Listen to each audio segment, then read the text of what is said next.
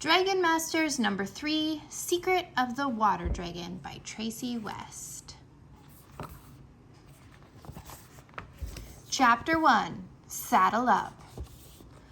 Steady now, warned Griffith, the king's wizard.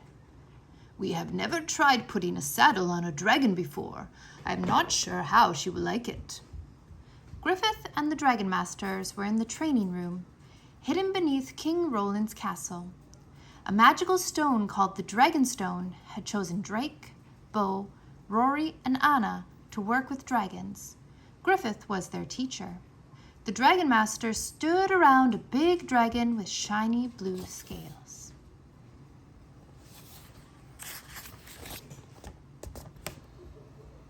Bo, bring the buckle under Shu's belly, Griffith said. Now tighten the buckle. Good. Drake watched his friend Bo put the saddle on Shu. She was a water dragon, so she was usually very calm. Shu stood still as Bo pulled the buckle tightly.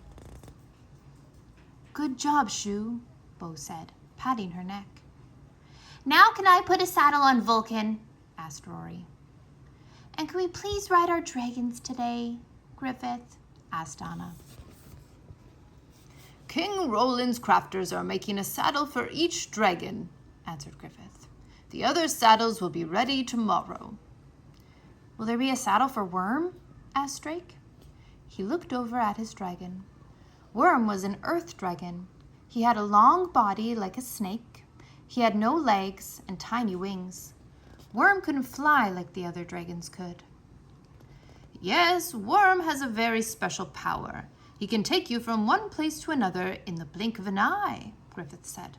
A saddle is a good idea for any type of travel. Drake nodded.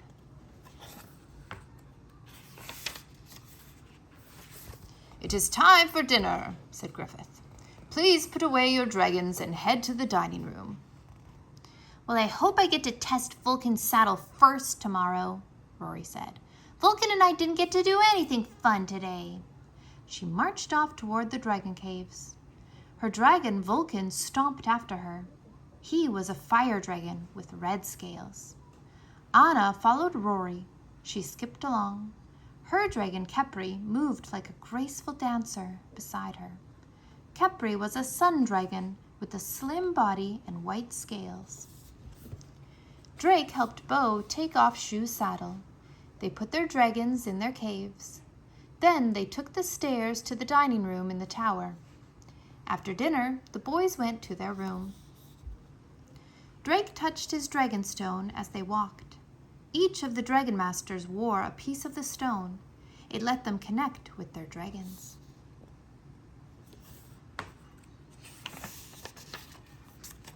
Bo, Drake said, do you think Worm can go anywhere in the world? I think so, Bo said. He has very strong powers. Bo opened the door. Then he froze. Drake bumped into him. Bo, what's wrong? Drake asked his friend. His friend was staring at his bed. His face looked pale. Drake followed his gaze.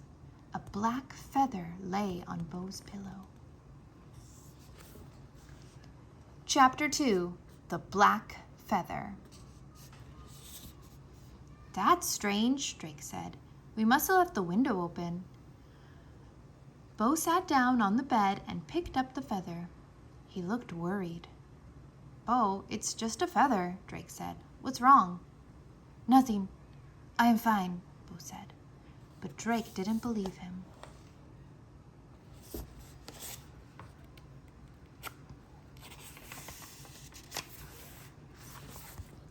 Bo was quiet as the boys climbed into bed.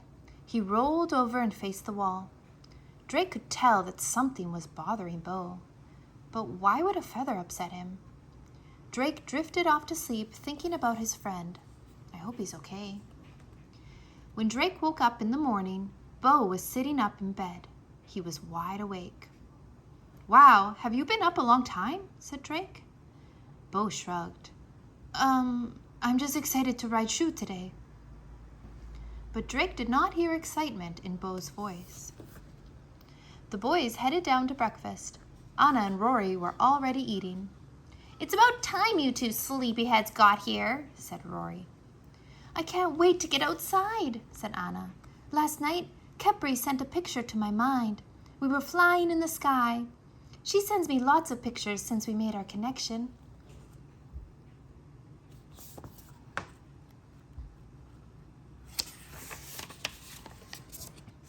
Drake nodded. He and Worm had formed a strong connection too. He could hear Worm in his head. His dragonstone glowed green every time it happened. But this hadn't happened for Bo and Shu yet, or for Rory and Vulcan. "I'm sure we will go right outside. Where is Griffith?" Bo asked, looking around. Rory shrugged. "He's probably getting the saddles ready. Hurry up and eat." Drake was excited to test out Worm's saddle. He wolfed down his breakfast. "Let's go," Rory said, as soon as Drake was done. Drake got up and put an apple in his pocket to give Worm. Anna grabbed Bo's arm and pulled him off his seat. As they left, Drake looked back. Bo had hardly eaten breakfast. Downstairs, they found Griffith waiting for them in the training room. He had a serious look on his face. "What's wrong?" Anna asked. "Somebody tried to steal the dragonstone," he said. Chapter 3. A Thief in the Castle. The Dragon Masters gasped. "What happened?" Rory asked. "I always protect the stone with magic charms," Griffith explained. "These charms cannot be seen, but they form an invisible net around the box that holds the dragonstone, and they can only be broken with a magic spell." "So how do you know someone tried to steal the stone?" asked Drake. "This morning, I found that something had upset the magic of the charms. They were not broken, but I could tell that someone had tried to break them," Griffith answered.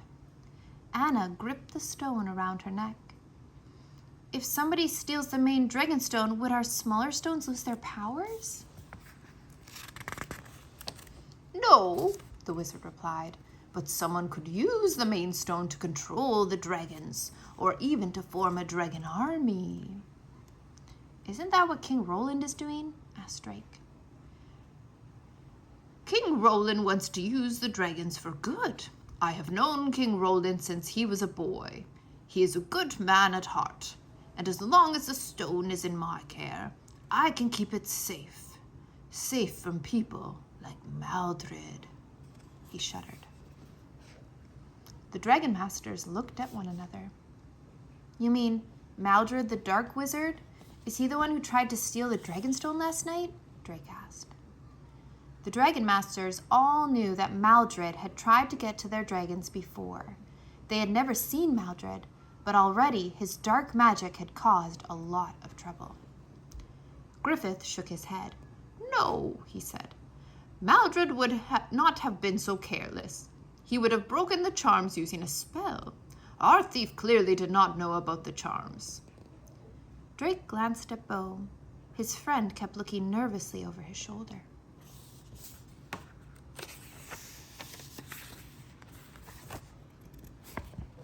"To protect the dragonstone, I must find a better hiding place for it," Griffith continued. "I will leave the castle right away to look for one." "So there's no riding practice today?" Anna asked. She looked at the finished saddles. "You may go outside and have a free day, but the dragons must stay inside," he said. Then he hurried out of the room. "What do we do now?" Rory asked. "Well, we can still spend the day with our dragons," Drake replied. "We can hang out with them in the caves." I must go," Bo said. "There is something I must take care of." "What?" Drake began, but Bo was already rushing off. "He's acting strange," Rory said, with her hands on her hips. Anna nodded. "Yes, he seems quieter than usual today." "I think something is worrying him," Drake said, remembering the black feather. "Maybe he's worried about the dragonstone," said Rory. As they headed to the dragon caves, Drake kept looking behind him. Was the thief still in the castle?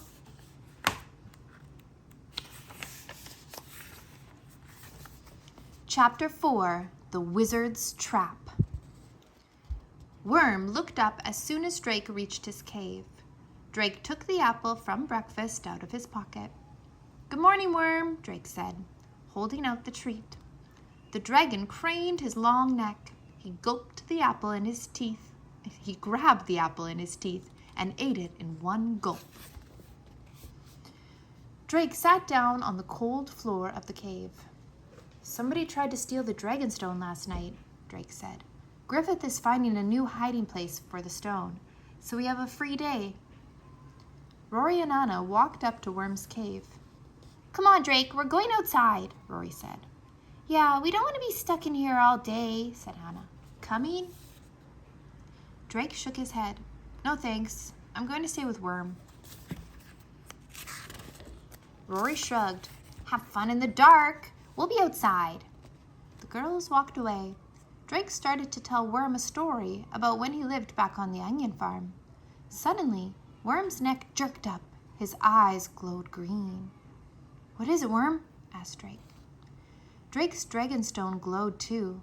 Then he heard Worm's voice in his head. "Bo." "What about Bo? Is he in trouble?" Drake asked. Worm nodded. Drake jumped up. He ran out of the caves and through the training room. He was on the way to their room when he heard noises coming from inside Griffith's workshop. But he knew Griffith had left the castle. Is someone in there? Drake wondered. The door was open a crack. He peeked inside. Bo was in Griffith's workshop, with one hand on the box that held the dragonstone.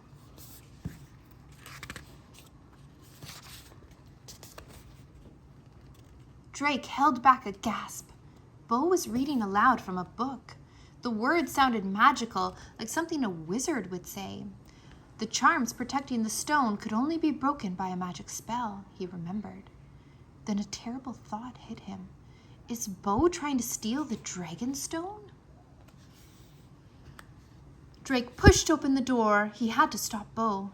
Suddenly, sparks shot out from the corner of the room. They hit the book Bo was holding, and it fell to the ground. Griffith stepped out of the shadows. His finger was pointed at Bo. "Stop, thief!" Chapter 5, Bo's Story. Bo's hands were shaking. He looked up at Griffith. Drake stood frozen in the doorway. "Come in, Drake," Griffith said. Drake obeyed. The wizard's eyes stayed on Bo. "This is very serious.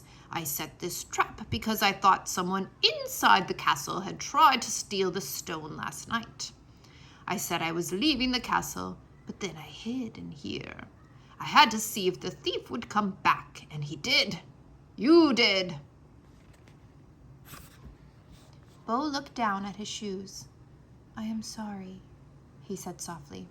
"Bo, tell me why you would do such a thing," Griffith said. Bo looked up. "I cannot say." "Please, Bo." "Please, Bo," Drake blurted out. "I know you. You wouldn't steal anything. You have to explain." Griffith looked into Bo's eyes. "We can help you, Bo," he said, "but you must tell us why you tried to steal the stone." Bo sighed. "It began when King Roland's soldiers came to my kingdom. They went to see Emperor Song." "What did they want?" Drake asked. "They wanted me," Bo replied. "The soldiers told the Emperor that King Roland wanted me for an important project. At first, Emperor Song did not agree to send me off.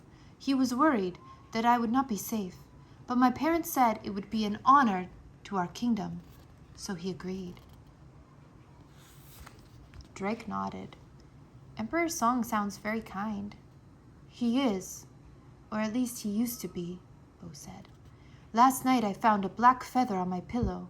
There was a note with it that I did not show Drake." He took a piece of paper from his pocket and gave it to Griffith. "It says," his voice choked, It says that Emperor Song has put my family in prison. To save them, I must steal the dragon stone and bring it to him right away. And I must not tell anyone." His eyes filled with tears. Griffith put a hand on his shoulder. "I understand." "But you said he was a kind emperor, Bo," Drake said. "Why would he do this?" "I do not know," Bo replied. "I fear that some evil has come over him." "I fear you are right," said the wizard. "And we must help your emperor. But first, we have a problem closer to home. The black feather is a symbol of the Raven Guard." Bo nodded. "Yes, you have heard of them?" "I have heard stories," Griffith said. "The Raven Guard is a group of skilled fighters who serve the emperor. They are very dangerous." Drake turned pale. "So if the feather is in the castle, then one of the Raven Guards is here too," said Bo. Chapter 6. The Raven Guard. "What do you know about the Raven Guards, Bo?" asked Griffith. "They dress all in black," said Bo. "They can move silently without being seen." "They must be sneaky," said Drake. "How else could one of them get that feather on your pillow?" Bo nodded. "They are very skilled at spying." Just then, Drake's dragonstone felt warm on his skin. He looked down. It was glowing. Then he heard Worm's voice inside his head. "Danger outside." "Rory and Anna," Drake cried. "They went outside by themselves." Griffith frowned. "We must find them." He stomped into the hallway and yelled to the guard by the training room door. "Simon, please watch my workshop. Make sure no one enters." Simon grunted in reply, and the three of them rushed out of the workshop. They raced through the long tunnel that led to the Valley of Clouds. When they got outside, Rory and Anna ran up to them. They both started talking quickly. "The thief was here! He was dressed in black!" cried Anna. "He has a red crystal, and he's shown it in our eyes," Rory said. "Then he started asking us stuff, and we gave him answers," Anna said. "Somehow he made us tell the truth, even though we did not want to. I think the crystal was..." "Magic," Rory added. "And then he was gone. He moved so fast." "He is a skilled and dangerous spy," said Griffith. "The red crystal he used sounds like dark magic. Now tell me, what questions did he ask?" "He wanted to know where the dragonstone was," Anna replied, "and if it was guarded by anything." "Anna told him about the magic charms," Rory said. "And you told him Griffith had left the castle," Anna said. "Wait a minute, Griffith, what are you doing here?" Rory asked. "Never mind that," Griffith said. "I am here now, and the spy may be on his way to steal the dragonstone. We must get to my workshop. Hurry!" They all raced back through the tunnel. Drake's heart pounded. When they got to Griffith's office, Simon the guard was conked out on the floor, and the workshop door was wide open. Chapter 7. The Chase. Griffith ran to the box that held the dragonstone. He opened the lid. "The dragonstone is gone!" he cried. "The Raven Guard must have come right for it," Bo said. "Raven Guard? What do you mean, Bo?" Rory asked, her green eyes flashing. "What is going on?" Bo told Rory and Anna everything about the feather, the Raven Guard, and Emperor Song.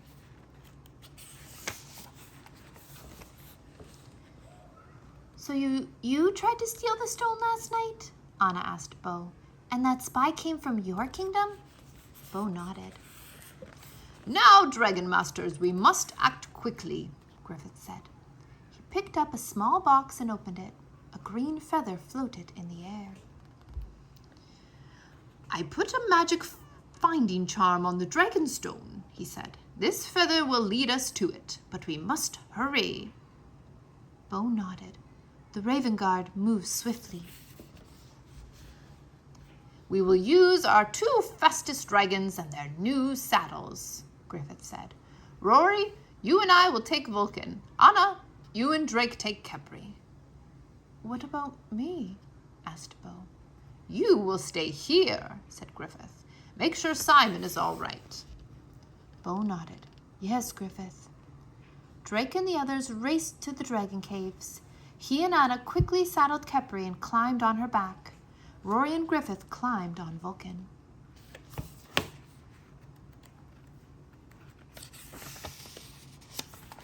Feather, find the stone, Griffith commanded. The feather zipped toward the tunnels. Vulcan took off after the feather like a shot. Khepri was on his tail. When the feather left the tunnels, the dragons took to the air. They flew across the Valley of Clouds. Drake looked down. His stomach flipped. We're so high up, he yelled to Anna. Isn't it amazing? She yelled back. Wind brushed Drake's cheeks as the dragons flew across the Valley of Clouds. They flew over the hills to the deep, wide forest below. Drake kept his eyes on the feather. Up ahead, he could see something moving across the treetops. The Raven Guard. The small, black figure moved like the wind from one tree to the next. Griffith saw him too, so he plucked the finding feather from the air. He pointed down. Vulcan dove through the trees. Drake's stomach flipped as Khepri followed. The 2 dragons glided side by side over the treetops. We're catching up to him, Anna shouted, her dark eyes gleaming. Vulcan was closest to the ground. The dragon opened his mouth wide. No, Vulcan, Griffith yelled. No fire, it's too dangerous. Anna, pull ahead with Khepri. Block the guard and I will use a spell on him. Faster, Khepri, Anna told her dragon. Get in front of that guy. Khepri picked up speed. She flew past the quickly moving guard. Then she turned around, blocking his path. Drake saw that the guard wore all black. Only his eyes were showing. The guard reached into a pocket. He pulled out a handful of glittering red dust. Red, the color of dark magic. The color of the crystal that the guard had used to make Rory and Anna answer him. The same color as the ball of light that Maldred had sent into the castle weeks ago. The dust must be dark magic too, Drake guessed. Anna, turn Khepri back now, he yelled. It's dark magic. Dark magic makes sun dragons sick. Drake knew they had to get Khepri away from here before the red dust came near her. Anna quickly steered Khepri away from the guard. Drake looked back at Griffith. The wizard's finger was pointed at the guard. He was starting to say a spell. That's when Drake noticed the bag in the guard's hand. The dragonstone must be in that bag, he thought. Rory, grab the bag, Drake yelled. The guard quickly sprinkled red powder on himself. Then everything happened at once. Vulcan charged at the guard from behind. Rory reached out and yanked the bag out of the guard's hand. His eyes widened. The red dust sparkled. Vulcan roared loudly. He blasted a stream of fire as the guard disappeared. Vulcan, no! Rory cried. The treetops burst into flames. Chapter 8. Shoo to the Rescue. Higher! Fly above the smoke! Griffith yelled over the roar of the flames. Vulcan and Khepri flew above the fire. Then a blue streak darted out in front of them. It was Bo, riding his dragon. But Bo isn't supposed to be outside, thought Drake. A powerful wave of water streamed out of Shoo's mouth. The fire sizzled, then went out. I'm sorry, I did not stay behind, Bo told Griffith. But when I looked outside and saw the smoke, Shoo and I just had to help. You did well, Griffith told him. Bo smiled proudly. Rory, do you have the stone? Griffith called out. Rory opened the bag. The big green dragonstone glittered inside. "Got it!" she yelled back. "Then to the castle! Hurry!" the wizard ordered. They quickly flew back to the caves and climbed off the dragons. "Bo, that was awesome," said Anna. "Shu did a great job putting out the fire. And Rory, you did a great job getting back the dragonstone." "Thanks," Rory said. "Drake is the one who spotted it." "So how did that raven guy just vanish?" Anna asked. "He used the red dust to get away," Griffith said. "But he will not get far. He is using borrowed magic. It is not very strong." "I am glad the dragonstone is safe," said Bo. "And I know we can't give it to Emperor Song, but I do not know what to do. He will keep my family in prison if we do not give the stone to him." He looked like he was about to cry. Then Drake saw something. Bo's dragonstone was glowing. "Bo, look," he said, pointing. Bo looked down. His eyes grew wide. He was quiet for a moment, then a huge grin spread across his face. "It's happening," he cried. "Shu is speaking to me inside my head." Chapter 9.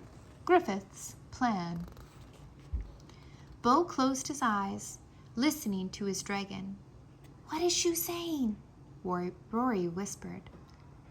"That there is a dark cloud over the Emperor," Bo said, opening his eyes. "A darkness that is not his own."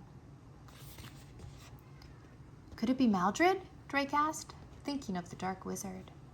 Griffith nodded. "The dust the guard used looks like Maldred's dark magic. Maldred may be using the Emperor to get to the dragons." "Can Shu help?" Anna asked. "She says that she can," Bo replied, "but that she needs to see the Emperor in person." He looked at Griffith. "May I bring her to him?" "I do not know all the secrets a water dragon holds," Griffith said. "If Shu says she can help, then I trust her." "We should go to your kingdom right now, Bo," Drake said. "I'll get Worm." "Let us think this through, Drake," Griffith said. "I trust you and Bo to go on your own. I must stay here to protect the Dragonstone. Anna and Rory can assist me, but we will need the help of my friend Diego, too." Griffith snapped his fingers. Poof! Drake jumped. A cloud of smoke filled the room. When it cleared, a short, fat wizard was standing there. "Griffith, what's wrong?" Diego asked. "Maldred is trying to steal the Dragonstone," Griffith explained. "You and I must strengthen the charms that protect it." Diego nodded. "I will do whatever you need, my friend." Griffith turned to Bo and Drake. "Be careful. Let Shu try to remove the dark cloud from Emperor Song. Make sure Bo's family is safe. Then come right back." "We will do our best," Bo said. Drake had a scary thought. I know Bo feels bad about trying to steal the Dragonstone, but what if the Emperor tells Bo to do something else? Like turn over our dragons? Would he do it to save his family? Drake wasn't sure what to think, but right now he had to trust his friend. "There's no time to waste. "There's no time to waste," said Griffith. Drake put a saddle on Worm. "I'll be fast," Drake promised, and he ran to Worm's cave. Chapter 10. Across the World. "Worm, I need your help," Drake said. "We must go to the kingdom of Emperor Song. It might be dangerous, but we have to help the Emperor and save Bo's family. Will you take us?" Worm nodded. Drake quickly put his saddle on him. Then Bo rushed into the cave, riding Shu.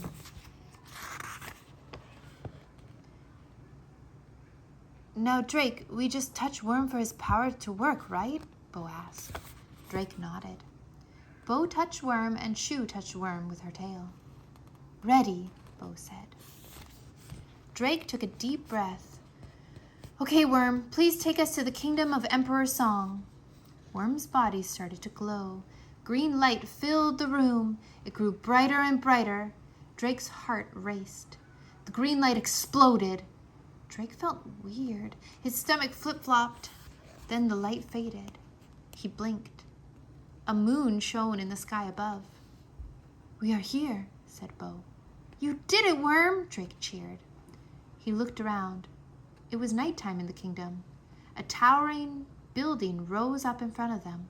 Moonlight shone on a big round pond in front of the building.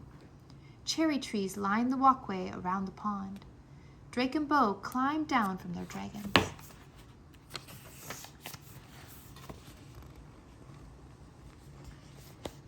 "That is Emperor Song's palace," Bo said. "We must bring Shu to him right away," Drake said. "Yes, but he will be angry when he sees that I do not have the Dragonstone," Bo said. Drake shook his head. "I still don't get it, Bo," he said. "Why didn't you tell me what the feather meant and about the note?" "The note said not to tell anybody," Bo replied. The boys walked away from the dragons as they talked. "But I'm not anybody. I'm your friend," Drake shot back. "Drake, I'm sorry, Bo stopped. A rustling sound came from the trees. What was that? Drake looked up. He saw something move in the treetops. He held his breath. "The Raven Guards," Bo whispered. 4 guards dressed in black swooped down. "Worm, Shu, help us!" Drake yelled. A dozen more guards dropped down around Worm and Shu. Before the dragons could act, the Raven Guards carried Drake and Bo away with magical speed. Chapter 11. Emperor Song. Drake struggled as a Raven Guard held him under one arm. "It's no use," Bo whispered. "They are much stronger than we are. We cannot fight them. And they are taking us to Emperor Song, which is what we want." "But we need Shu," Drake whispered back. "Do you think our dragons escaped those other guards?" Bo frowned. "They may have been captured. We will have to face the Emperor without them." Drake looked down at his dragonstone. "Worm, give me a message." But the stone didn't glow. Then Drake thought of something. Emperor Song might see our pieces of the stone. What if he tries to take them? "Quick," he whispered to Bo. "Hide your dragonstone." The Raven Guards carried Drake and Bo through a large hall. Gleaming black and red stones formed a pattern on the floor. Large black columns lined the walls. A red dragon design swirled down the columns. The guards took them to a large room. A dozen more Raven Guards waited for them there. A man in a red robe sat on a white throne. He had a long mustache, a pointy black beard, and wore a black hat. A thin smile spread across his face when he saw Bo. It reminded Drake of a field snake's smile.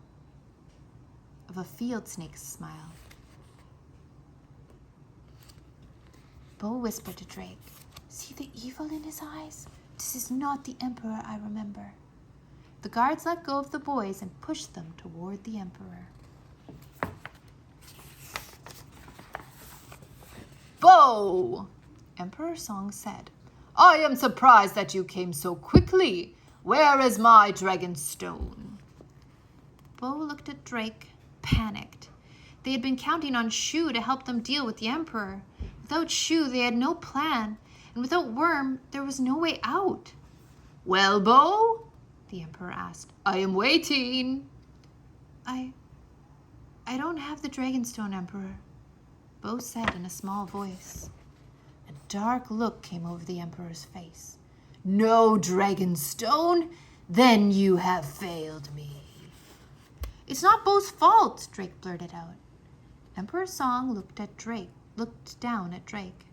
"A child dares to speak to the Emperor this way? Take them to the prison. These boys shall join Bo's family." Drake squeezed his eyes shut. Worm, can you hear me? Worm, we need help."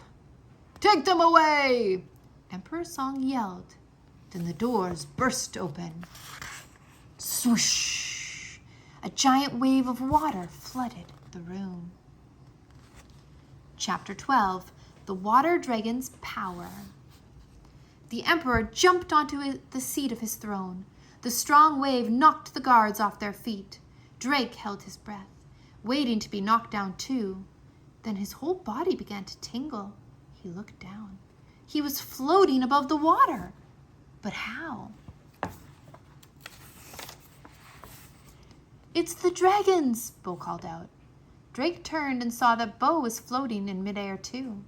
"Shu must have used the water from the pond to break into the castle, and Worm is keeping us above the water." Shu floated into the room, traveling on top of the waves. Her blue scales shimmered, her eyes gleamed. Worm came behind her. As he slid across the floor, the water moved away from him. Shu floated over to Bo. He climbed on her and gripped her saddle. Worm slid underneath Drake. Drake felt Worm's hold leave him, and he dropped right onto his dragon saddle. Emperor Song pointed at the two dragons. "Gods! Grab them!" he cried. But his raven guards were woozy after being hit by the wave. They slowly got to their feet, splashing in the knee-high water. "More guards will come," the Emperor said. "You cannot harm me. I am the Emperor. I am the ruler of this kingdom. Get back!" Then Shu glided right up to the Emperor. Her huge head stopped just inches away from his. "Do not eat me!" Emperor Song yelled. Shu closed her eyes. A misty blue cloud floated from her mouth. Emperor Song looked up at it, terrified. He froze as a light blue mist rained down on his head. The look on his face changed. He looked peaceful. "What a beautiful creature," the Emperor said, reaching out. He gently touched Shu's nose. Back on their feet, the Raven Guards charged toward Shu. "Stop!" Emperor Song called out. "Our guests must not be harmed." Drake and Bo looked at each other. "Guests?" Drake mouthed to Bo. It seemed like Shu's powers were working. Emperor Song stood up. "I am sorry, Bo," he said. "I do not know what came over me. I should never have asked you to steal the dragon stone. I fear I was under a dark spell. But your dragon has somehow saved me." Bo's dragon stone began to glow beneath his shirt. Bo closed his eyes. After a minute, he opened them. "Shu has a very special secret power. She can wash away any spell. She has just broken the spell that Maldred placed on you." "I should never have let that wizard into the palace," said the Emperor. "Maldred's dark spell made me force you to steal the dragon stone. My Raven Guards were only obeying my orders." "Does this mean Bo's family will be safe?" Drake asked. "Of course," Emperor Song said. "I will release them from prison." Bo bowed his head. "Thank you, Emperor." Drake smiled. He was happy for Bo. Then, without warning, he heard Worm's voice in his head. "Danger is coming." Drake looked up. A swarm of glowing red balls flew into the throne room. They came at them at lightning speed. "It's Maldred's dark magic! Get down!" Drake yelled. Chapter 13, Battle of the Orbs. The red balls of light darted around the room like angry bees. Zap!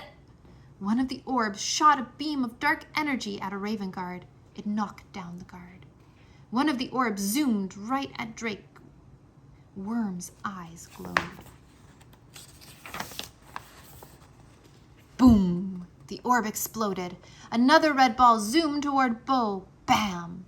The orb burst. Worm had used the power of his mind to destroy them. Blast!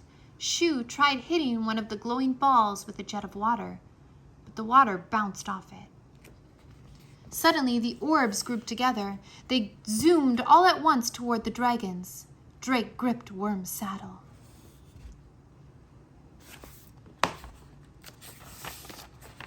Boom! Boom! Boom! Worm blasted them with his green light and they exploded. Then the room became quiet. Drake looked around. Worm had destroyed all of the orbs. "Good job, Worm," he said, patting Worm's neck. Emperor Song stepped forward. "You and your dragons have saved us again," he said. "I thank you. And Bo, I will tell your family of your bravery here today." "Thank you, Emperor. Now I must return to Bracken. The dragons need me," said Bo. "But please tell my family that I will try to come see them soon." "I will," said the Emperor, "and I am sorry for what I have put them through. I will make it up to them." Bo thanked the Emperor. He and Shu both touched Worm. "Goodbye, Bo," said the Emperor. "You have made your kingdom proud." "Let's go home, Worm," Drake said. They left Emperor Song's kingdom behind them in a flash of green light. Chapter 14. Rise Against Maldred. Seconds later, Drake and Bo landed in the training room. Rory and Anna rushed over. "You're okay!" Anna cried. The boys climbed down from their dragons. "Yes," replied Bo. "My family is safe, and the Emperor is no longer under Maldred's dark spell." "Shu and Worm were amazing," Drake said. "You should have seen them in action." Then Drake noticed the worried look on the girls' faces. "What's wrong?" "Something has happened to Diego," Rory said. "Come see." Drake and Bo followed the girls to Griffith's workshop. Griffith leaned over Diego, who was stretched out on a cot. "Is he asleep?" Drake asked. "Not exactly," said Griffith. "Diego tried out a new spell to find Maldred, but it put him into a deep sleep. He has been like this for hours. I am very worried." Drake and Bo looked at each other. "Griffith," cried Bo, "I think we can help. Shu broke the spell that Maldred put on Emperor Song. She has the power to undo magic spells." Griffith clapped his hands together. "What a wonderful secret power! It may be just what we need to break Diego's spell too. Can you please ask her to help him?"